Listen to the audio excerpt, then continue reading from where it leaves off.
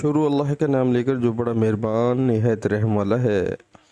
और अगर तुम अहले किताब के पास तमाम निशानियां भी लेकर आओ तो भी ये तुम्हारे किबले की पैरवी ना करें और तुम भी उनके किबले की पैरवी करने वाले नहीं हो, और उनमें से भी बाज़ बाज़ के किबले के पैरों नहीं। और अगर तुम बावजूद इसके कि तुम्हारे पास दानिश यानी वही खुदा आ चुकी है, उनकी ख्वाहिशों के पीछे चलोगे तो ज़ालिमों में दाखिल हो जाओगे।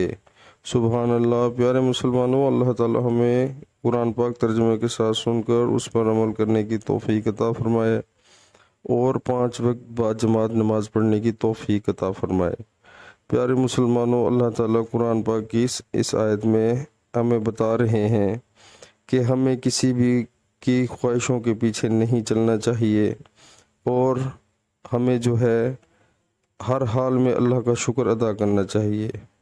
प्यारे मुसलमानों, जो बंदा नाशुक्री करेगा वो बहुत बड़ी गलती करता है, अल्लाह ताला उसे नाराज़ हो जाते हैं। हर हाल में अल्लाह का शुक्र अदा करना चाहिए क्योंकि अल्लाह ताला के हाथ में तमाम चीज़ें हैं। प्यारे मुसलमानों, हमें चाहिए कि जैसे ही अज़ान का टाइम हो सबसे पहले नमाज का एहतमाम करें, दुनिया के सारे काम छोड़ दें। लेकिन अफसोस से ये कहना पड़ता है कि हम नमाज से दूर हो चुके हैं, कुरान पाक से दूर हो चुके हैं, इसीलिए हम सब तकरीबन मुसलमान परेशान हैं। प्यारे मुसलमानों, शैतान के रास्ते से बचें और ज़ालिमों के रास्ते से बचें। अगर खुदा न खास्ता अल्लाह ताला ने हमें ज़ालिमों में दाखिल कर दिया तो हमारा क्या बनेगा। हर वक्त हमें यही सोचना चाहिए, जैसे हम दुनिया के बारे में सोचते हैं तो ये भी सोचना चाहिए हर वक्त कि आखिरत के में हमारा क्या बनेगा। हम लोगों ने ये समझ लिया है कि ये दुनिया जो है ये ही बस सब कुछ है, हालांकि देखा जाए तो ये आर्जी है, अल्लाह का हुक्म है।